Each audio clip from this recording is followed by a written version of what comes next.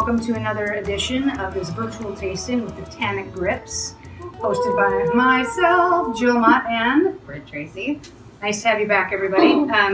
Today we're going to focus on, I think most folks that shop at Henry & Son may not know we have a pantry. So we wanted to talk about pantry items to make great cocktails with. Of course, then we would want to talk about some hidden gems, some great spirits that Britt and I both really enjoy. So shall we? Yeah, definitely. So the first one is near and dear to my heart because I love me some rum, and I love me some rum agricole. And this is from a producer, distillery Patrick Saint-Saran, he's located in Haiti. Clairin is the word for Haitian rum agricole. And basically, it's governed that they only can use like a native fermentation, just like natural wine, to commence the fermentation. They can't add packeted yeast. In this case, this guy's doing it still over fire. He's double distilling it, and then he is not adding any water to dilute it, which most rums are, and some rum agricoles are, as far as I know. And so he's doing it at full strength. So it's like, it's strong, it's amazing, all heirloom variety, parts of sugarcane. Yeah, it's incredible. I don't know, what do you think about it? It's incredibly fruity, and so rum agricole is from fresh squeezed sugarcane juice. A little different than rum, but definitely it's a fresher, greener flavor in general. This is like super beautiful, and it has a ton of like raw almond and like grassy notes to it, and like some really pleasant sweetness. Like not sugary, I know that that's an alarming word, sweet, but it's just like the fruitiness of it is just really comes through, and you can easily use it in place of like a light rum. This makes a killer daiquiri, and just lime, a little bit of sugar. And actually drinking rum agricole, like the way that people in rum agricole, like producing nations drink it, is tea punch, and that's like this little like where you take basically like the teeniest bit of like a little slice of lime peel, like getting the pith and everything, and maybe just the smallest bit of the flesh, and you muddle it with a little actual sugarcane juice, which is available in grocery stores, or sometimes I just use simple syrup, and you just muddle it just to get the like essence of the lime out, or with a little bit of ice, or just drink straight with rum agricole. It is amazing. It's delicious. If you like natural wine, I think, and you like rum, this will be a really eye-opening experience because it shows that, you know, in Haiti, they think about rum a lot like the French think about wine, very terroir driven. So with these non-hybridized types of like crazy native species of sugarcane, it's just really and complex. So Britt and I both love us some gin, and Britt was nice enough to make us a little gin cocktail out of our next suspect. Thankfully, they're in our own backyard. Vicre, they have a Boreal line that focuses just basically, it's inspired by, you know, northern Minnesota. And this is their Boreal cedar. So it's got some local sumac that they've foraged for. Local to that area. Yep. There's like black currants, of course, juniper berries. They're just a really cool company that they're focusing on the environment. They're focusing on profits, of course, but they're people. They really want their employees to be happy. They've decreased their water usage by 70% in the last year. They're on their way to being carbon zero. They're just awesome. They call it cedar because it's aged on cedar wood, which is really pretty, and it doesn't make it like oaky or anything like that in the least. It's just this like beautiful, in the previous take, I said bass line to a louder melody, and Britt seemed to like that. I like that one. Saying that again.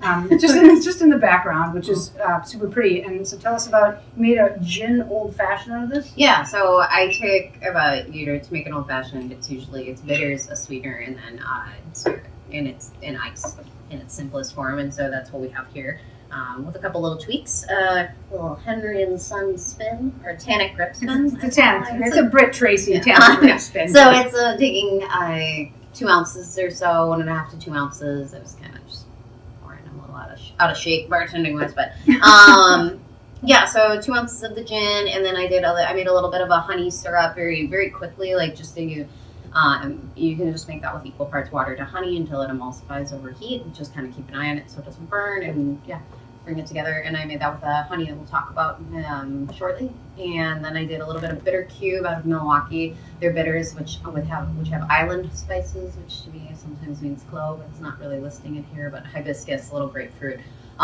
Just some fun complementary notes, and then that really kind of echo the note of that baseline note of cedar. And there's ginger in here too. Yeah, there's like a little ginger. It's fun. And then I did a tiny, like just a scant amount of like the honey syrup to taste. Start with a little. You can always add more. Harder to take it out.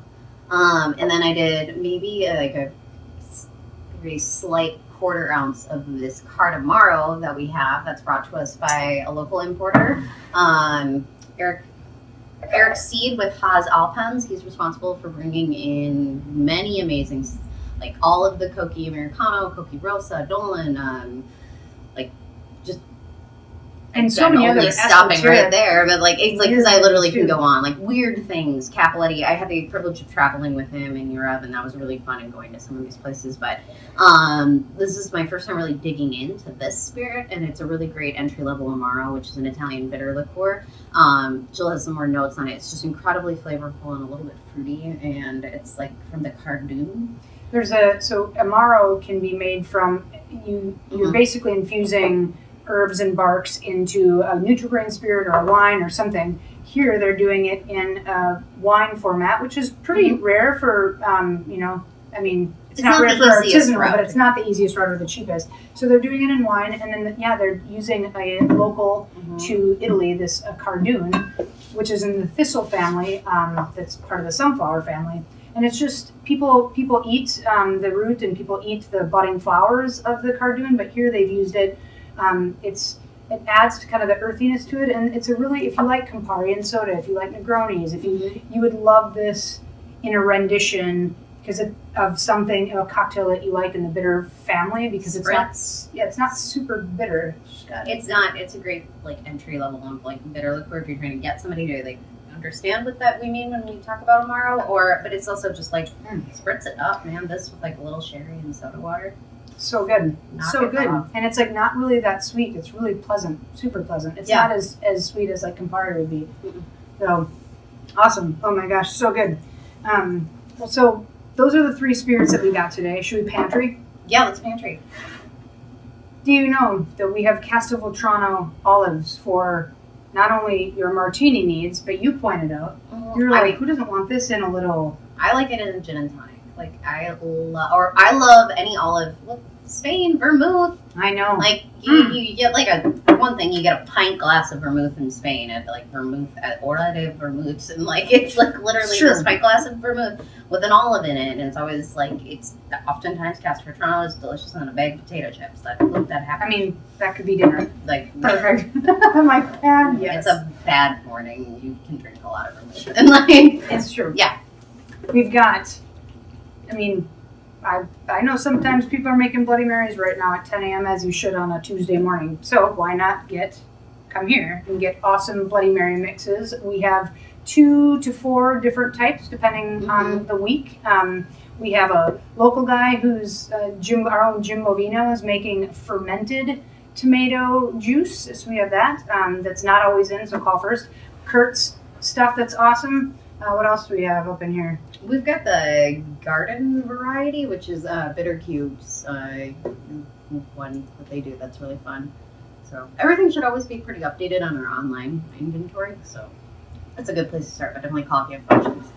Okay, so this is like my favorite thing ever. I asked the owner like a year plus ago, my gosh, we got to get in this cool honey because it's one of the coolest things we have in the store. This is from a producer in Bandol.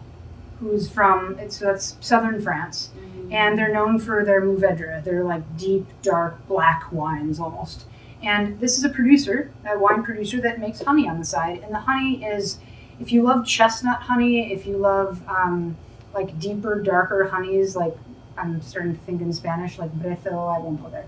We'll just stick with, if you love deep, dark honey, this is awesome not only on toast, but in a cocktail. Yeah, so it's great. It's delicious. It's super. I don't know. It's like got so much density to it and richness on the palate. That's awesome. Do we have any wines like really quick? Like from that producer at the moment? We don't, no. Okay. But we have some Vandal. So, We got Vandal, so there you go. what do we got here? Tell me about this situation. Italian blood orange soda. Who doesn't want that? Aranciata de Sicilia. This is not terribly sweet, but it's like a blood orange soda. And basically, think of this and adding this to, I don't know. It's You're delicious. the bartender. What are you doing? I don't know. I think you could make like a really fun like tropical drink with it and have a like you just totally goof around with it. I also think it would be fun with something kind of bitter and assertive, just because it's not overly sweet, but it's fruity.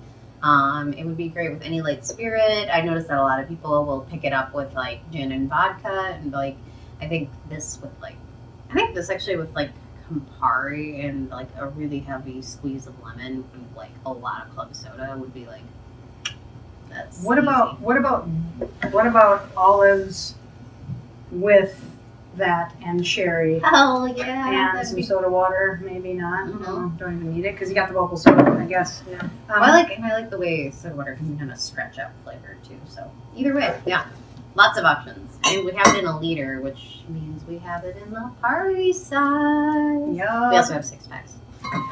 And I guess we have so many more things that we would love to tell you about, but Mhm. we don't have time to tell you about them. So in the 12 minutes that YouTube allows, we will say good night for now. Mhm. Happy cocktail making. Yeah. Happy clairin sipping. Toast from you, Tannic Grips. Cheers. So XOXO.